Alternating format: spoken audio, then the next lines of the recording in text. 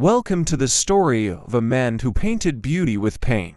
A man who turned loneliness into light, who gave the world over 2,000 paintings, but died believing he was a failure. He never saw fame. He never felt success. He was rejected, misunderstood, and left alone in silence. But he never stopped painting. He painted until the very end. Not for money, not for fame, but because his soul was screaming for color. This is not just a story about art.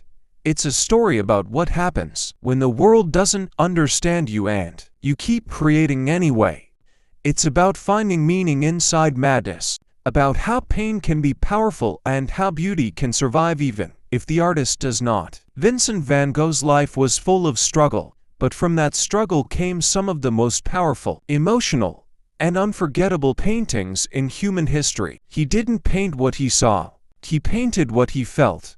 And that's what made him immortal. So get ready for a story that will touch your heart, break it, and rebuild it again with every brush stroke. And yes, this video is also great for your English. As you listen, you will hear real emotional English used in the most powerful way. It will help you understand deep vocabulary, practice listening, and feel every word. So sit back, turn the lights down, and let me tell you the story of Vincent van Gogh, the man who painted his pain.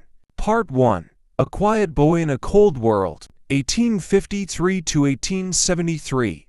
Let us begin not with paintings, not with colors, but with silence, because Vincent van Gogh's story begins in silence. He was born on March 30th, 1853, in a small village called Zundert in the Netherlands. The weather was often gray. The fields were flat, the wines were cold, but the silence wasn't just outside. It lived inside him. Here's something most people don't know. Vincent was born exactly 1 year after his parents' first son died, a baby also named Vincent. That child had died during birth, so when the second Vincent was born, they gave him the same name, the same birthday, the same place. Can you imagine growing up with your own name already written on a grave? Every time he walked to church, he passed a tombstone with his name on it. It said Vincent van Gogh, born March 30th, 1852, died March 30th, 1852. He was born into grief, not joy. He didn't just carry his name, he carried the ghost of a brother he never knew. Vincent's father was a Protestant pastor, strict and cold.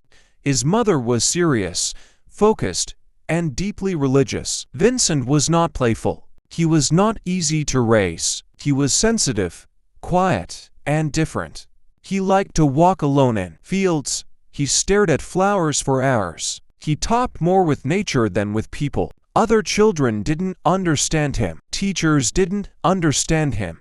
Even his parents didn't understand him. But he had one light in his life. His younger brother, Theo van Gogh. Theo was kind, gentle, and always listened. He believed in Vincent, even when no one else did. This bond between two brothers would become one of the most important relationships in art history. Without Theo, there would be no Vincent. And that's not a metaphor, that's a fact. But as a child, Vincent didn't dream of being a painter. He didn't believe he was good at anything. At 11, his parents sent him to a boarding school. He hated it. He was bullied. He wrote letters home begging to come back, but his father said, "You must become a man."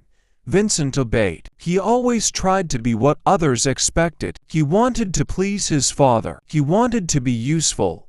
He wanted to matter. But no matter how hard he tried, he always felt like a failure. At 16, Vincent began working for an art dealership called Cupel & Ca. His uncle helped him get the job. He was sent to The Hague, later to London, and then to Paris. For the first time, Vincent touched art every day, but not by painting it. He sold it, and for a short time he was happy. He walked through the streets of London with a book in his coat pocket. He fell in love with a woman named Ursula, the daughter of his landlady. He dreamed of marrying her. He told her how he felt. She laughed. She said she was already engaged. Vincent's heart shattered. He didn't understand. He thought love would come if you were honest, but the world wasn't fair. The world didn't care. That rejection hit him hard, and it stayed. After that, Vincent's behavior changed. He became serious, strange, obsessed with religion. He stopped caring about selling art. He stopped talking to customers. He began quoting Bible verses at work. Soon he was fired, but he wasn't angry. He thought maybe this is a sign. So he decided to become a preacher like his father. He went to Belgium and started preaching in coal mines, living with the poor, wearing rags, giving away everything. He wanted to suffer like them. He believed suffering was holy. But even there he was rejected. The church said he was too extreme, too emotional, too unstable. He was sent away again. Vincent was now 27 years old. He had failed as a son, failed as a salesman, failed as a preacher, failed as a man. No job, no love, no future. But in this moment of complete failure, something new appeared. A voice inside him said, "Then I will be a painter." After being dismissed from the church mission in Belgium, Vincent wandered alone through the gray, cold streets of Borinage, a coal mining region. He had no job, no money, and no direction. But he had one thing left, a deep need to express something that words could no longer carry. He lived among the miners, men with blackened faces, coughing from dust, their hands cracked from work. He saw their wives washing clothes in freezing rivers. He saw children with bare feet and empty stomachs. He shared their food, slept on the floor, and wore the same torn clothes they did. The church called him too extreme, but he wasn't trying to impress anyone anymore. He just wanted to understand suffering and more than that, to capture it.